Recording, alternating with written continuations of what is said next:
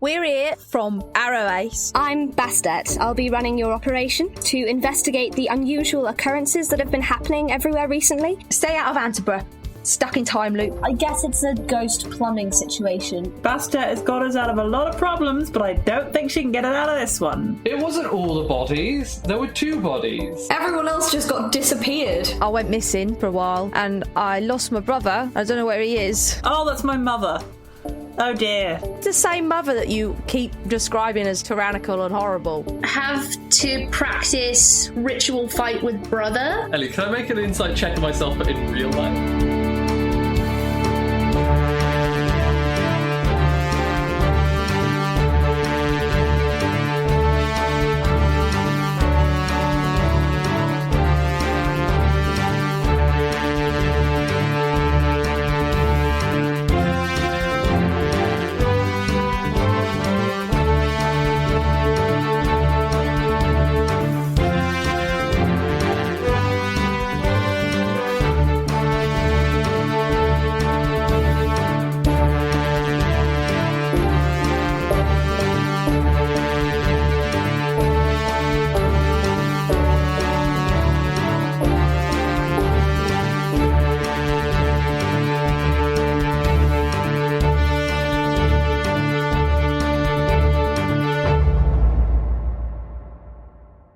Welcome to Deck of Many Aces, an actual play podcast made by actual asexuals. Wham. Wham.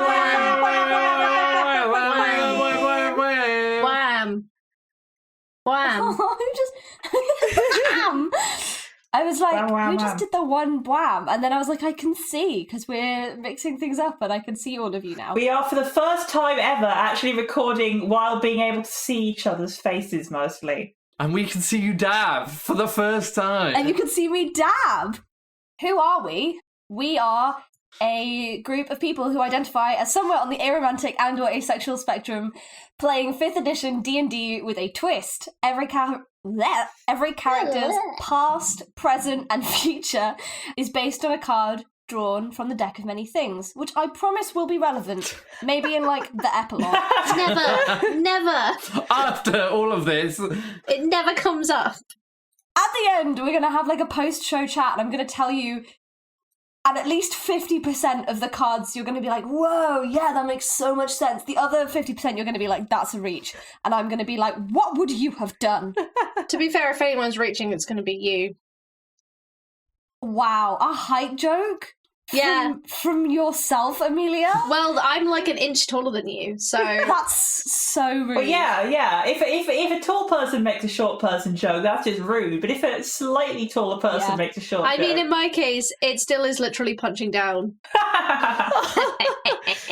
That's up. For context, everyone, Eiriol, Katie and I are all relatively tall, especially Eiriol, and then Am and Ellie are quite small, so that's the energy. Yeah. You can probably tell. I'm 5'4", that's not that short. That's about average. Actually, that's the average height of a woman in the UK. So you are exactly average. Average population height? I thought you were 5'2". Yeah, that's the average height, including, like, elderly people. So it's not a good average. Average height for our age is a bit taller, yeah. Yeah, that still counts. They're still alive. Poor data collection. They're still alive. They're still upright, you know? They're still alive, but, like, the average height for our age group for a woman is 5'7". So, like... Really? No. Yeah. Wow. Yeah. Oh no! I don't feel like I'm average height. It genuinely is. You're special to me. I'm gonna wrest this back on track. It was never on track. I'm Ellie. Am I gonna trial just using they, them pronouns today? Yeah? Ooh. Gonna spice things up for the hell of it. And I will be your DM today, your demisexual. My brain just went Miriam Margolyes. Moonstone. Moonstone is probably better, but I do love Miriam Margolyes. And it's 2 words, I guess. I don't know. Just say it really fast. I'll say Moonstone. I misread her name and I thought it was Margoyles, and then I found out relatively recently it wasn't.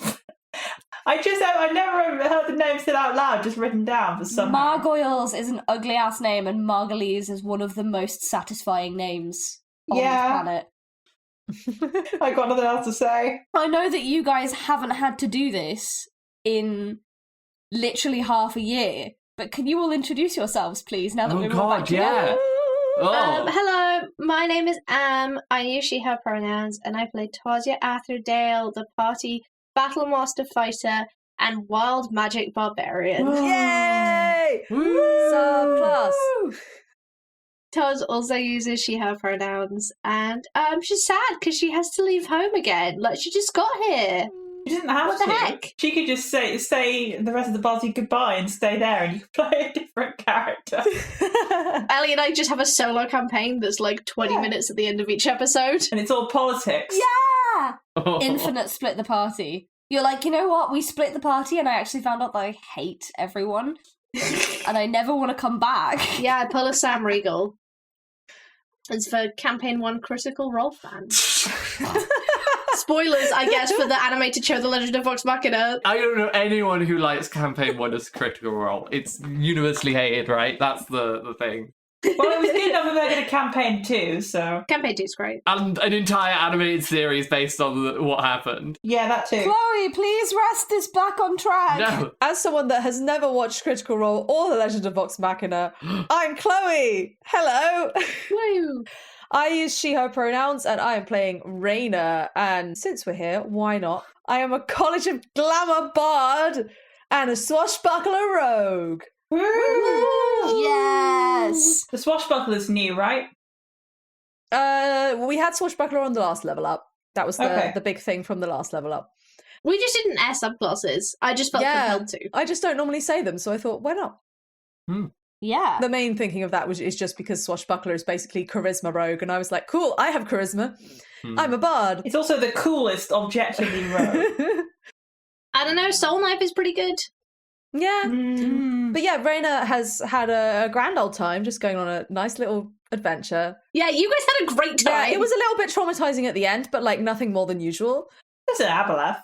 You know, can't wait to hear the totally normal and fine adventures that the other half of the party's been up to. Hey, nothing bad happened in our side of the adventure. What are you talking We about? didn't briefly go to an alternate dimension or start a political unrest. Yeah. I didn't nearly kill your brother. It's fine! We're cool, we're good. On that note, I'm Eiriol. I use she, they pronouns, and I'm playing Delphi, who uses she, her pronouns. Delphi is a Growfolk Warlock. Delphi just had a bad time, basically, being like, what is wrong with this city? It's so bad in every way.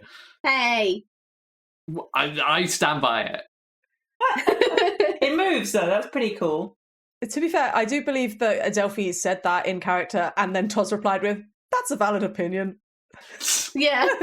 Toz is way more political than I am, I think. If anyone disagrees with her, she's like, well, you know, it's really important to think about why people think that way. And I'm like, I'll kill you with knives.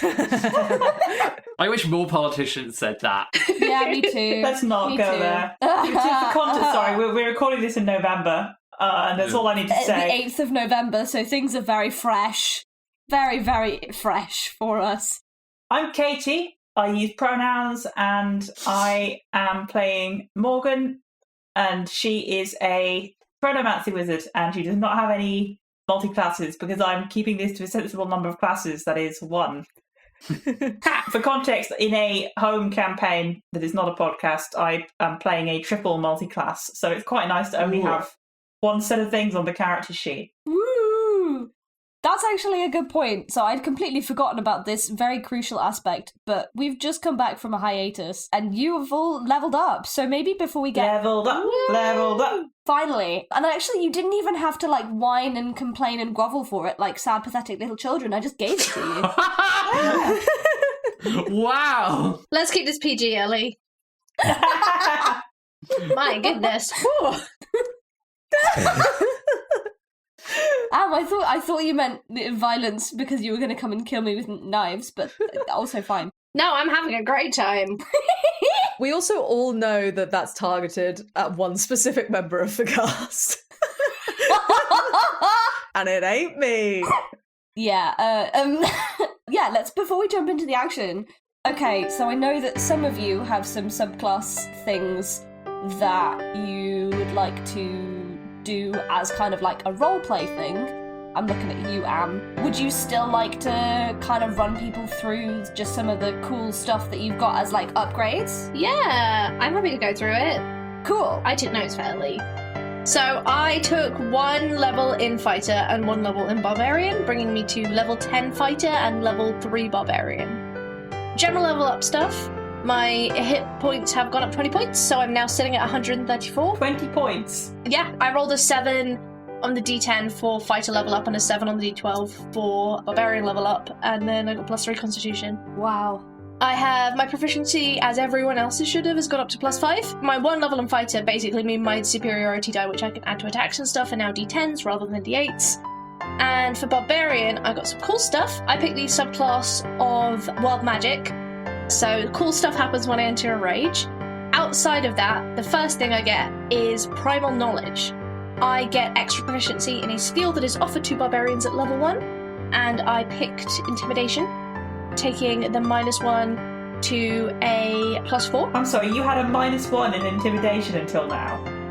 Yeah, my charisma's not great. Oh my, okay. I mean, that's not how I perceive Toz, but okay. Yeah, intimidation is entirely based on charisma, nothing else. Yeah. To be fair, if you're really strong but come across as really dumb, I don't think that's particularly intimidating. I think stupid, strong people are more. I don't think she comes across as dumb, I think she comes across as timid. No, that's just an example. Yeah. Yeah, it's the timidness, I think. Not anymore. Again, timid is not really a Tohsya word for me, but... I got Magic Awareness, so till the end of the next turn, I can know the location of a spell or magic item within 60 feet that isn't behind total cover. If it's a spell I know the School of Magic, I can use it 5 times per long rest, so a proficiency amount. And the more fun thing is when I enter a rage, I roll on a wild magic table to determine the effects. The good news is none of them are like, I cast Fireball centered on myself. I'm going to be okay no matter what. Some of them are to do with the area around me that might hurt you guys, so... I mean, I don't know if Ali wants to read the table, but we'll find out. I know there's some secrets on there from me as well. Oh, keep it a surprise. Yeah. Well, it's a good thing I took Mass Cure Wounds, isn't it? That's me. Yeah, I originally had done 1 level in Bard and 1 level in Rogue, but the level in Rogue took me to 4th level, which was basically just ASI, and Ellie was letting me have a nice magic item that means I don't need to do the ASI. So now I have 2 levels in Bard instead. So we're now level 10 Bard, level 3 Rogue. Woo. Which means I get 5th level spells, and I did take Mass Cure Wounds. I went through the list for a long time because there's so many fun spells, and then I was like, there's a correct answer here. There's one answer that's going to make us not get killed. And so I went with that. But essentially, my Song of Rest die is now a D8, and my Bardic Inspiration die is a D10. Which is cool. I got 2 more expertises, so now I'm just skills monkey and a half. Plus, because my charisma is now 5 and my proficiency bonus is now 5, and I am proficient in every charisma skill except intimidation, I now have a plus 15 to all of them.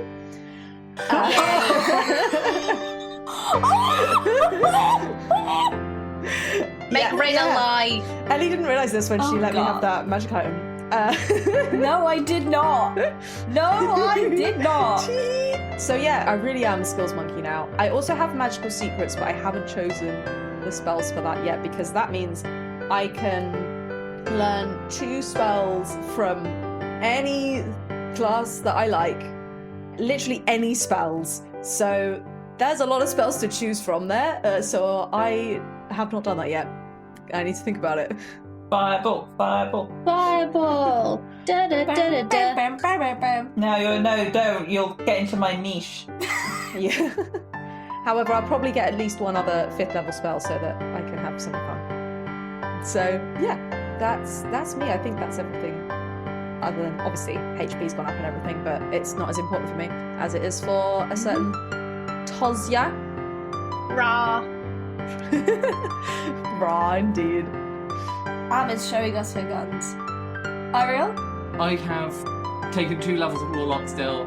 I have decided not to multi-class. Boo. It's just so much effort to multi-class as a Warlock. warlock. It's so confusing. Yeah. If I was a spellcaster, I would not have multi-class. Oh, it's not too like.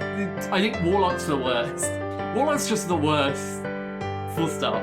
Yeah, there were like special spellcasting rules for multiclassing as a warlock, so like Yeah, it's Yeah. yeah. Ugh. You picked a class for flavour and funsies, not for like, you know, any kind of buildability at all. I mean, just plain warlock is good. yeah. Playing this kind of blade lock is bad. Universally, no one's managed to make a one that works well, sadly. But when I was choosing my magic item, I was like, I don't want anything super complicated because they all had like, here, this one has 27 charges. It uses 3.5 of them every time you do this. Like, it's, yeah. Okay, stop coming for me. No, you're allowed to do that. It just was like, oh, too many things. So I got another spell that I could pick from. I chose... What did I choose? You don't have to tell us if you don't want to. Warp Sense was one of the spells that I turned. Ooh. Which is from like a weird thing. It's technically within the Adventurers League or whatever, and it allows me to detect a portal within 30 feet of myself. Ooh. Active or inactive. I don't know what that means for you, Ellie, but there you go. Ellie, you could be so mean. Gotta add some. Because technically What? a door is a portal.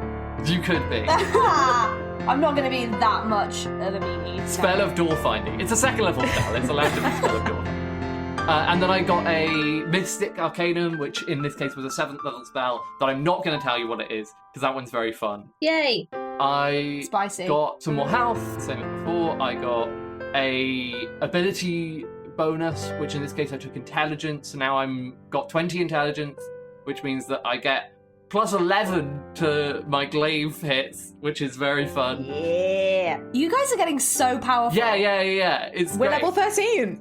Yeah. Yeah. And then I took a Eldritch Invocation, which in this case was Devouring Blade.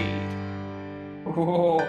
Which sounds really intense, and it just means I get an extra attack. So I get to do 3 attacks per turn rather than 2. Nice. Which makes Blade Lock viable. Yeah. A warlock with triple attack?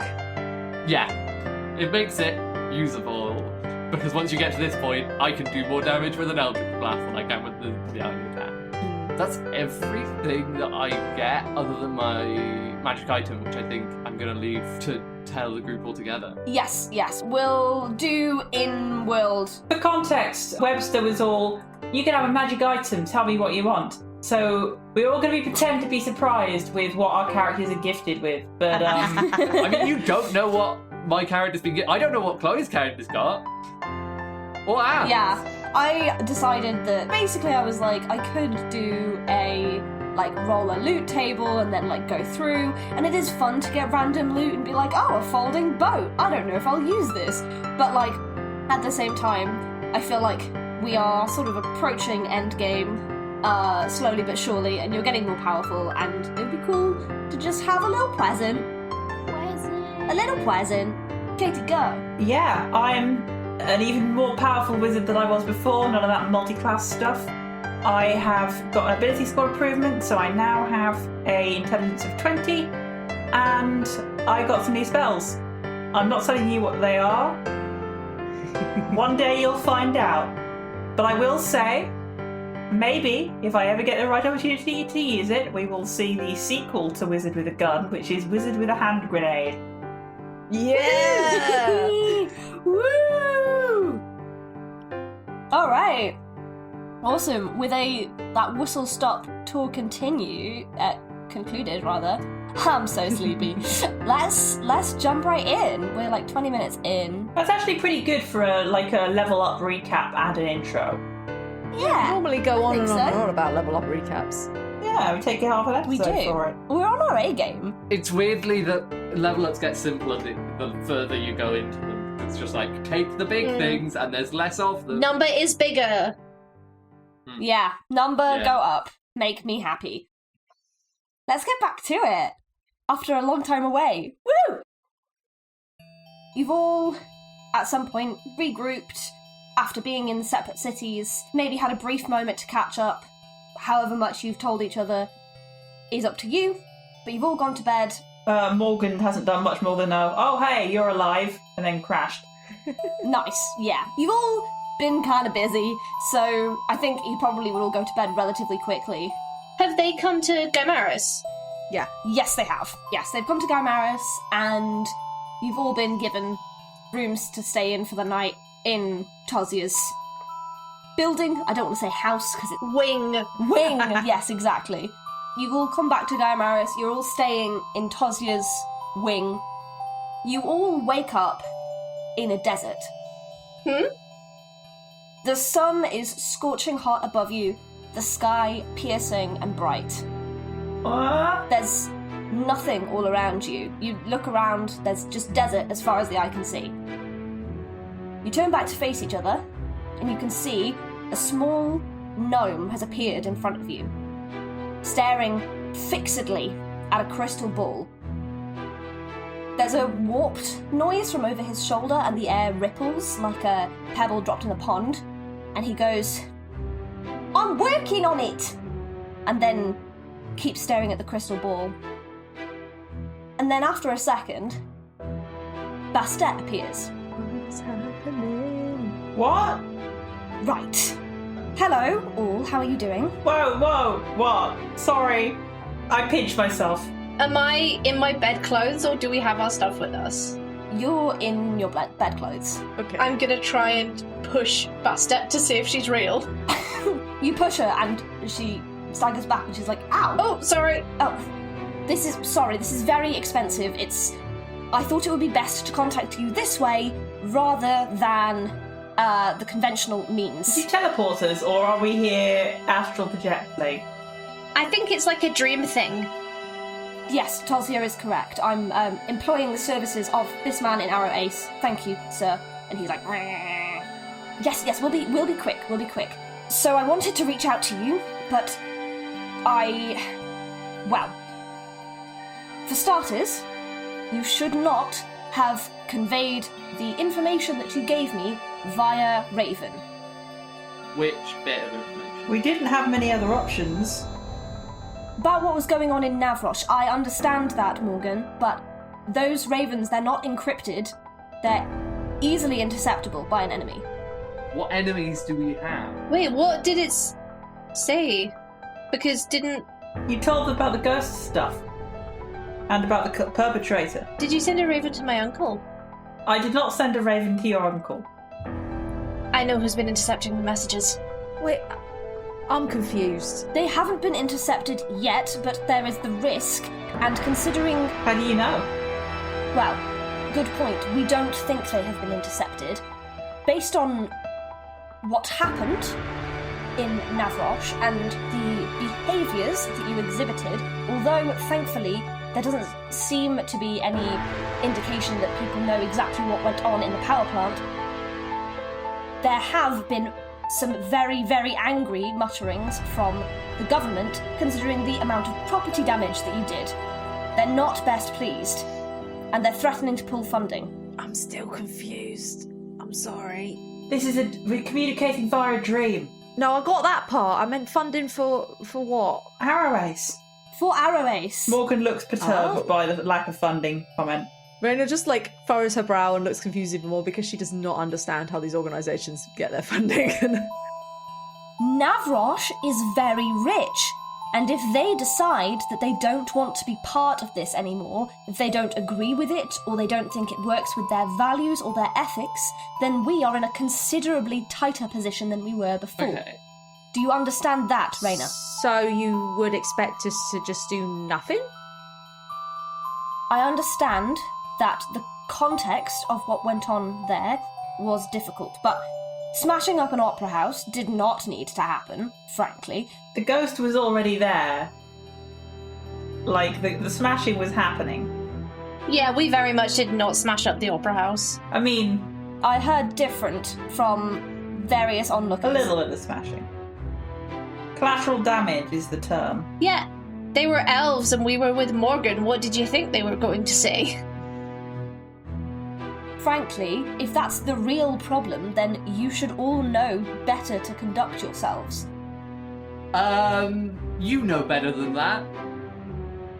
You've seen us work before. You knew what we were going to do if we had to work in those kinds of places. We were going to finish what needed to be done. I don't care about property damage. To be fair, this is a collateral damage. I think is be an ongoing concern. It has, and it's becoming one that I can't ignore anymore. Look, I don't want to be playing bad cop or anything, but this is not just a pet project that I'm doing, okay? I care about this, but there are several invested parties, and they all have their own reasons for being part of Arrowace. We need to be diplomatic when we're going into other people's cities, and you need to tread more carefully.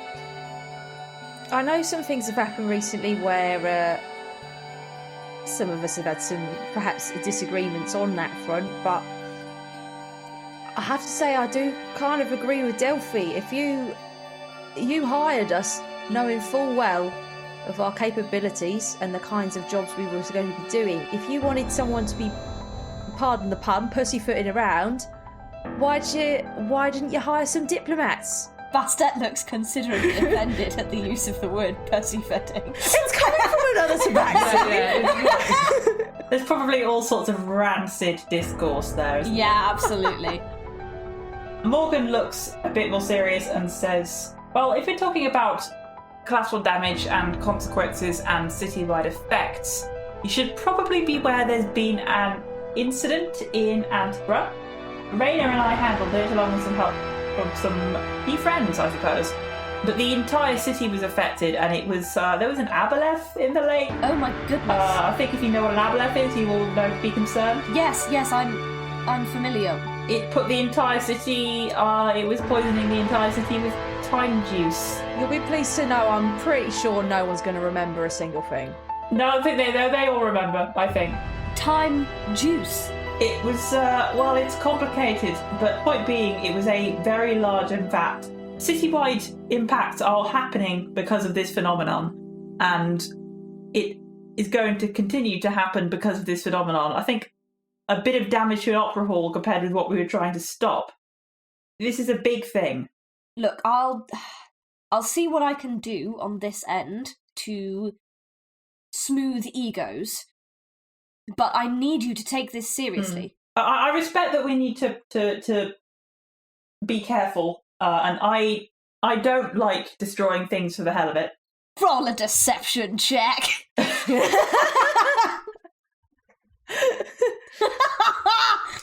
18 plus something. Cool, I guess she believes you. 18 plus 4. Other than trying to be more careful, is there anything you need us to be doing? Well, I thought 2 birds with 1 stone.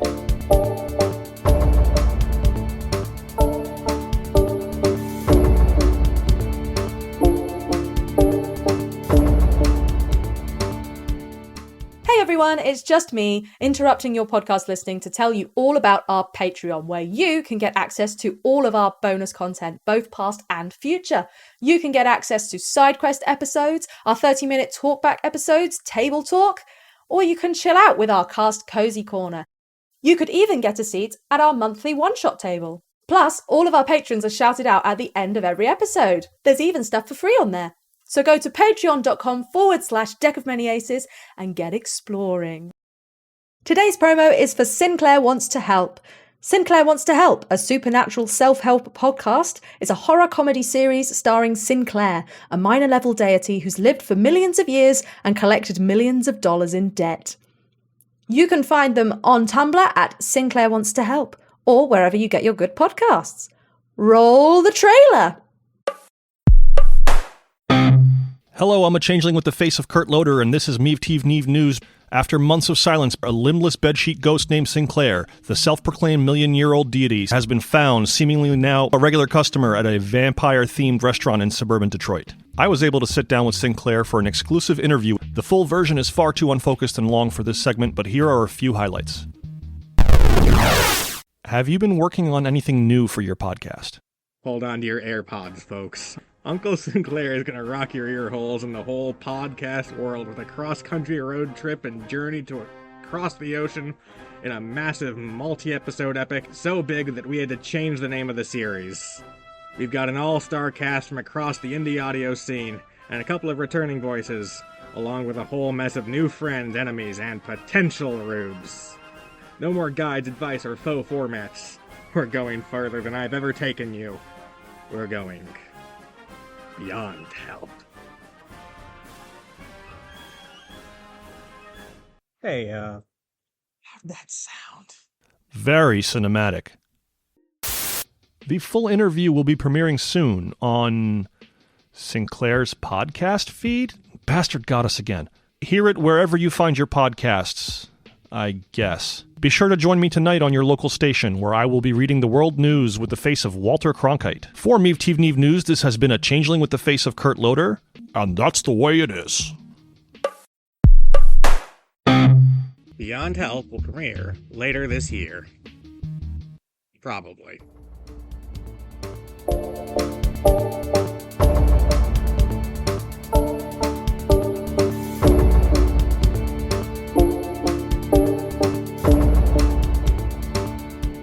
Once you've finished off your business in Gaimaris, can you head to Braw for me? There's an academic conference that's coming up this weekend, I believe. Morgan's grinning. Oh yes, of course, Morgan. That's where you were doing your PhD, is that correct? Yes. Oh, I'm technically still employed there. Morgan, didn't Felicity say she wanted to meet you there? She did. Oh well, perfect. 3 birds with 1 stone. There's something, 3 birds with 1 stone in that case. There's one other thing I need you to do. I need you to investigate one of the faculty there. Dr. Hugo Munerin, I think he's hiding research from us. And, we're at the stage now where hiding things is really doing more harm than good. I would like to do a check to see if I know the name of Dr. Hugo Munerin. Yeah, go ahead. What, is that history? Yeah, history. Knowledge of my own faculty? 12 plus 5. Yes, you recognise the name. You know that he wasn't in the chronomancy department. He was in another school of magic. You're not sure if it was graviturgy or divination, one of the two, and you never met him in person. Okay. I hope that you'll take my words to heart and have a serious think about the consequences of your actions. Is there anything else that might be useful for me to know in the meantime while I've got you here? I don't think so. The only thing that's playing on my mind is just you saying that the different parties that are interested have their own reasons and whatnot, you know? Which is totally fine, but... Now, Frosh wanted us to get rid of the ghost problem without doing any damage to their nice shiny new power plant, is the implication. Yes, but I mean... Do you think you can find out, make sure they're all on the same page when it comes down to this? Because what I really don't want to happen is if we are investigating all this stuff, it all comes down to one thing, all comes to a head, then we need to know what we're expected to do about it.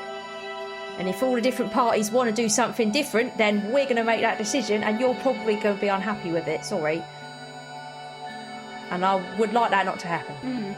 If a problem in the future is caused not by criminals, but by, I don't know, the king of wherever, do you want us to leave it alone?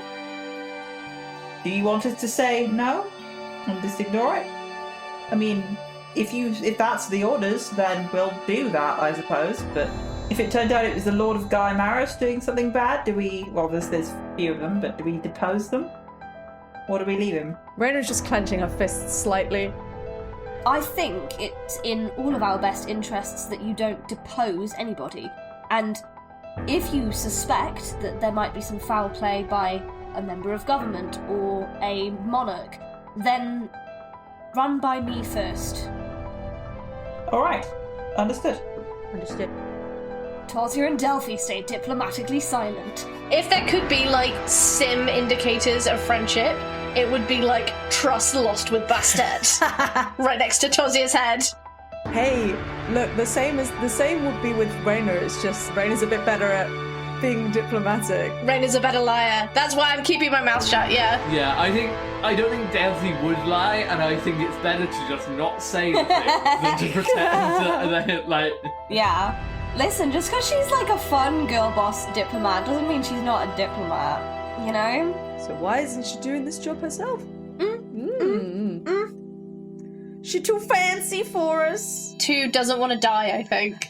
Well, we're much more scary and badass. That is also true. And expendable. Yeah, that's it. That's it, Morgan. Whatever you want to believe. If that's all then, I will leave you to it. I hope that you are fruitful in brawl and let me know what you uncover. On the topic of interception of ravens, then, we should come up with a code word that means we need to get in touch a different way because this isn't secure enough, or something. Any ideas? Suddenly all the words I know if I've forgotten. It's got to be something that someone won't guess. What about lemon biscuits? I like it. Lemon biscuits. Reminds me of my old espionage days. Okay, goodbye. Delphi. Does Delphi just start walking off into the desert? Delphi just like lies down and she's like, I'm gonna take a nap. Yeah. Delphi's like, oh, desert.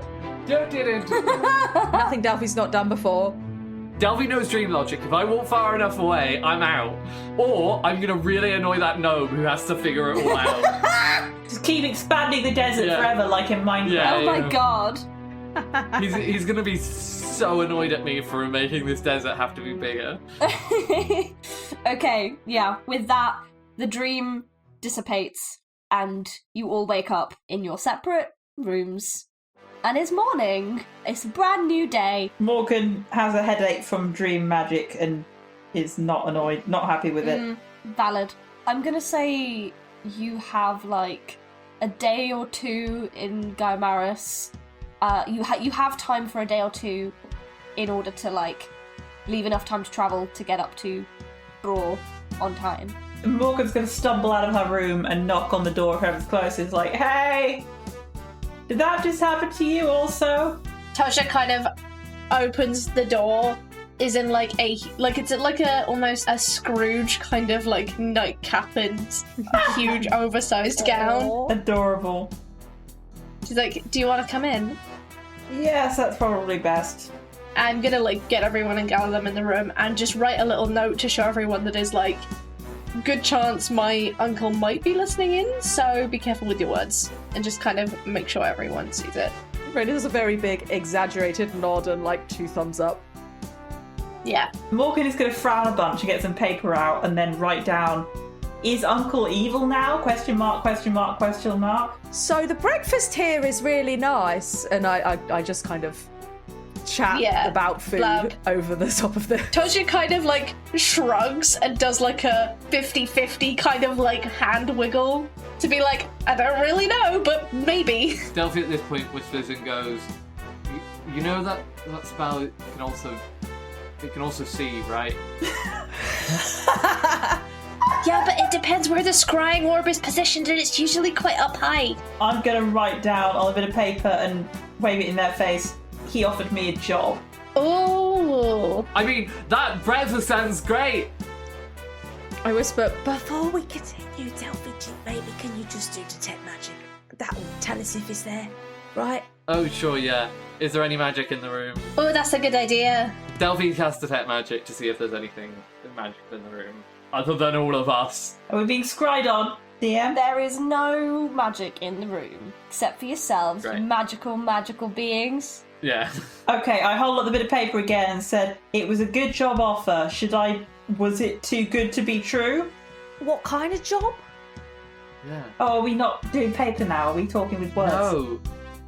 There's no magic. Delphi found no magic. Yeah, but there could be an ear. A person with an ears. It's a lot. The elephants have big ones. Sorry, Loxodon have big ones. Well, then we'll whisper.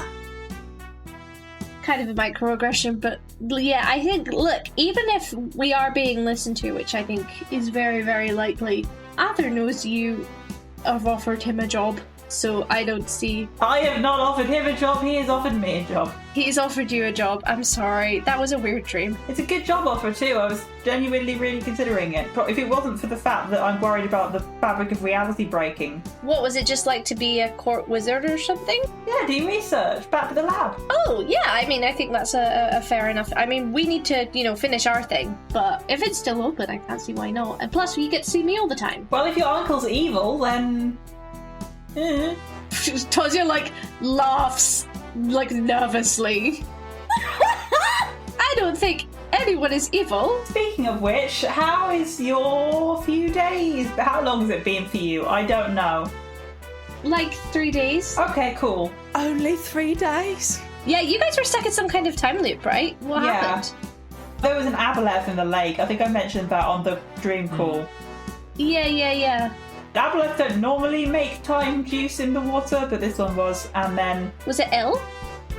The aboleth? I don't know. I didn't ask after its health. I think it was something external to it that it had harnessed in some way. Yeah, there's something planary going on. Ooh. Okay.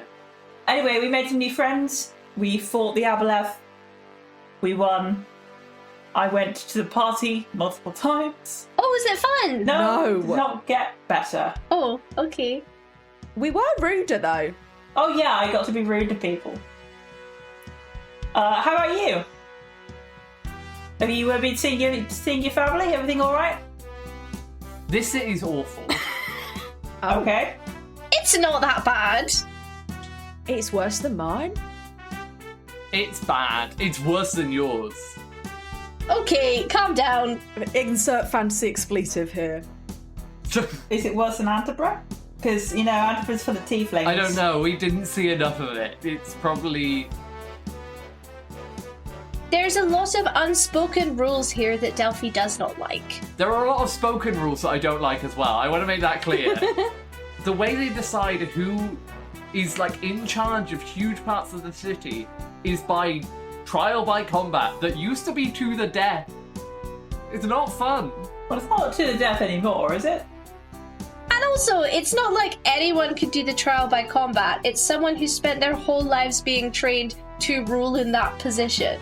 I've done a lot of school for this. Which is worse! So, Tos, what exactly happened? You had to practice?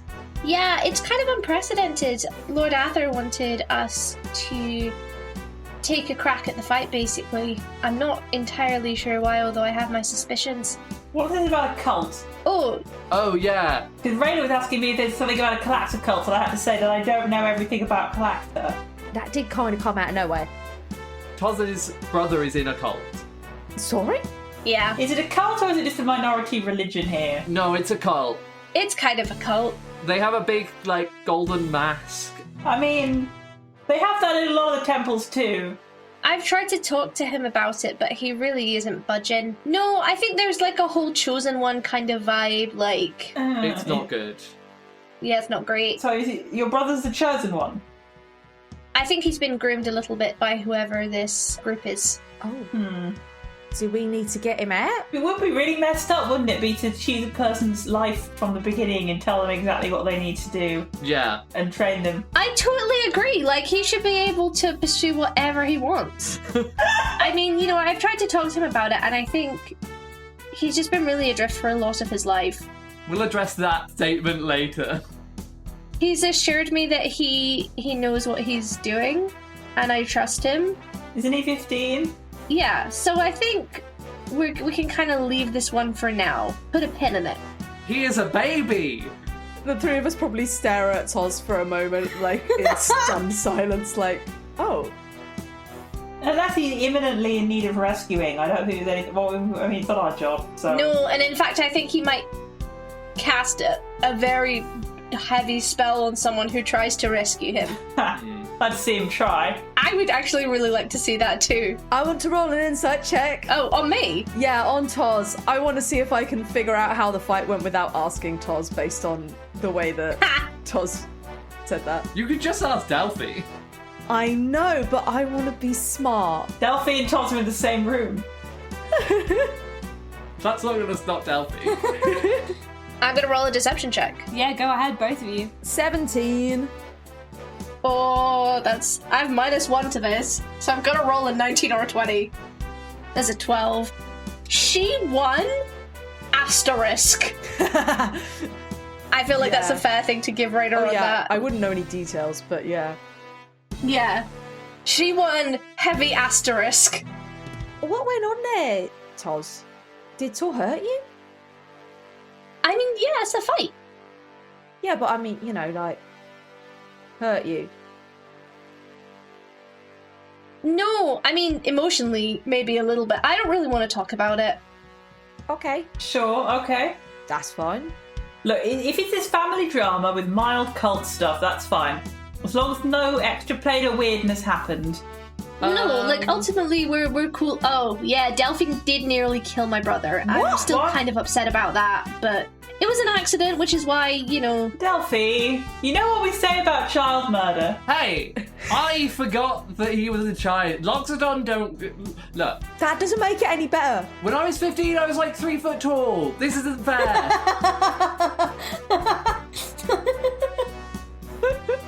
Raina, you had it happen. I brought you to the place. You nearly killed me?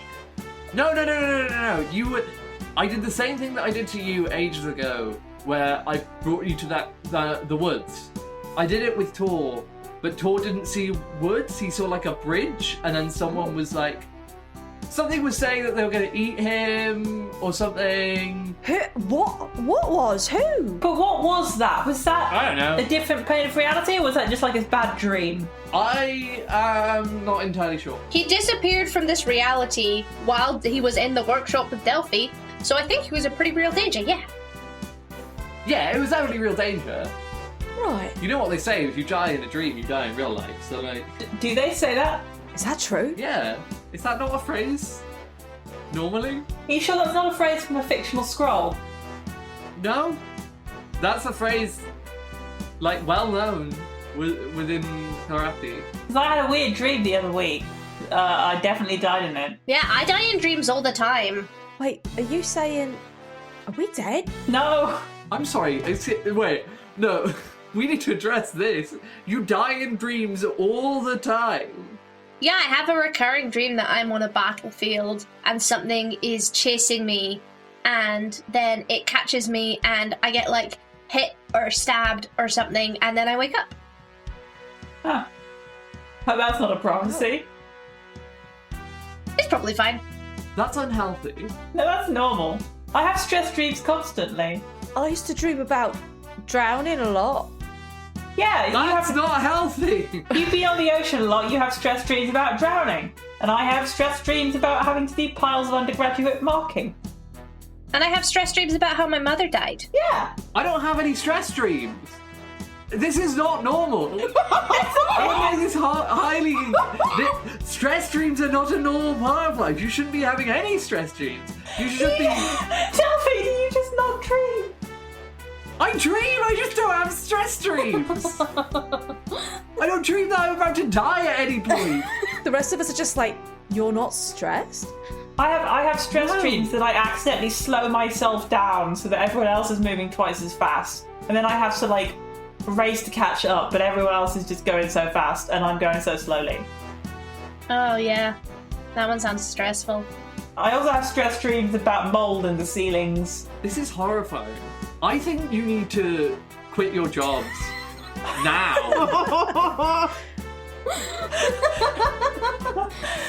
The piles of undergraduate marking stress has got nothing to do with the arrow race job. Am I the healthiest person here? Delphi, I thought we knew that. Yeah, to be fair. You're the reasonable one. No offense, other people. Well, I wouldn't go that far. No offense. The stable one? Oh no. The one who doesn't have stress dreams, apparently. Oh no. This is horrendous. I hate this. Would everyone like some breakfast? I can have the servants bring it to my quarters, or we can go down to the dining hall. Why don't we go down to the dining hall, have a little stroll? Yeah. Yeah. Okay. I need to get dressed. I need to put real clothes on first, though, yes. Yeah. I'm in my dressing gown.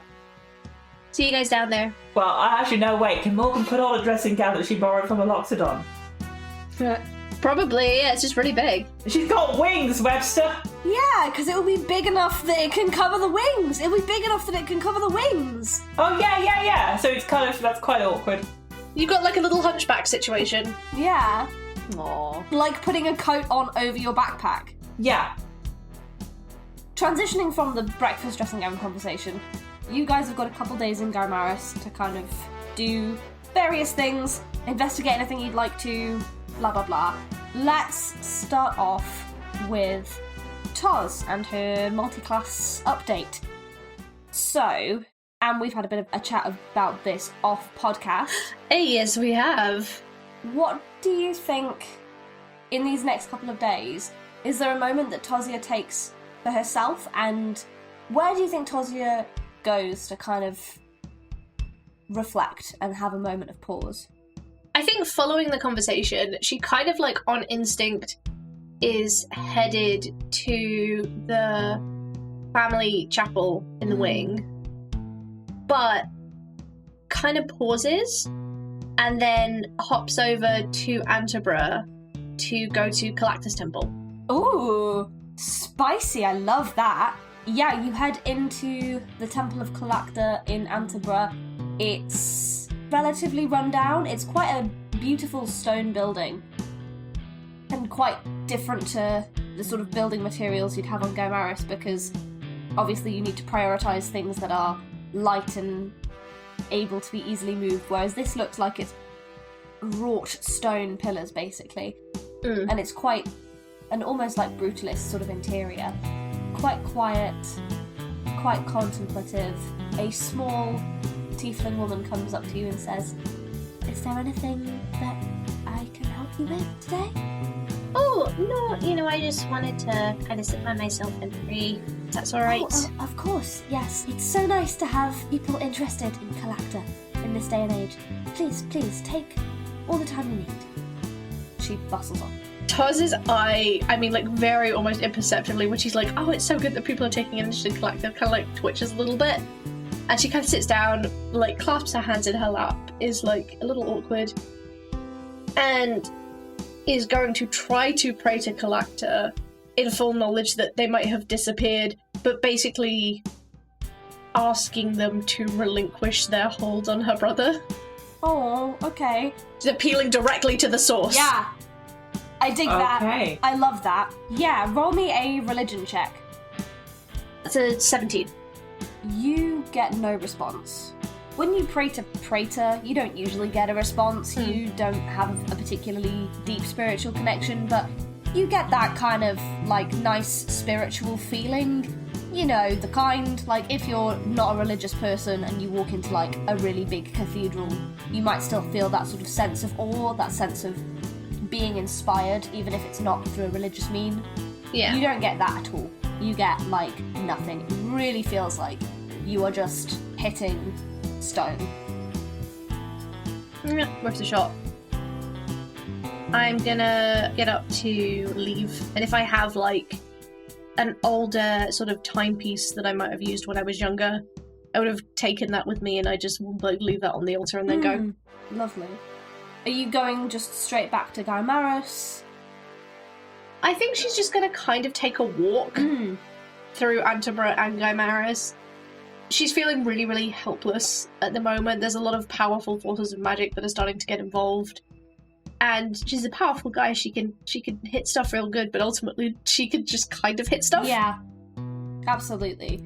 I think maybe as you're walking through Antabra, obviously there's all of these like canals that you can use as a mode of transport, but also you can walk alongside them. Your walk takes you kind of along the quayside. You kind of stop, you take a moment to just sort of take it all in. In the distance, if you look over your shoulder, you can see Garmaris, and you can see now like it's no longer stationary. They've kind of raised the city up. They are going to start moving it at some point. Where to, you don't know. And as you're thinking about this sort of feeling of helplessness and thinking about your little brother, you take a moment. You close your eyes. Is there anything you'd like to do? Like anything specific you like to do in this moment, just to sort of like reflect or ground yourself? I think she's kind of just feeling very open, so is just happy to take in the sounds of everything that's going on around her, the smells, the voices. The reason why she started out on this journey is to become more of a woman of the world and the people so that she can be a better leader. And she's kind of realizing, especially after what Tor said, how insular she still is and how little she knows. Way less insular than him, though. You feel this sense of helplessness, and I don't think Toz is in an all is lost point in her life or her journey at all, but it definitely feels like things are out of reach, right? Yeah, she's just like, give me something. Yeah, and to your surprise, you do get something. You get the sense of something disintegrating. Something that tastes like static. You think of your little brother and your desire to protect him, and you can feel something reaching back. It feels a little bit like someone's holding their hand out in search of a big sister. No hesitation, she takes it. Can you roll a d8 for me, please? Ooh, it's a 1. You're relatively isolated right now. You're kind of by yourself, but all the seagulls look like they simultaneously like hit a wall and fall out the sky. When they hit the floor, they like kind of like and right themselves. And although this gives you absolutely no pleasure, you feel like somehow a little bit bolstered. You gain 1d12 temporary hit points. Oh my god, no, not that one! Ellie, no!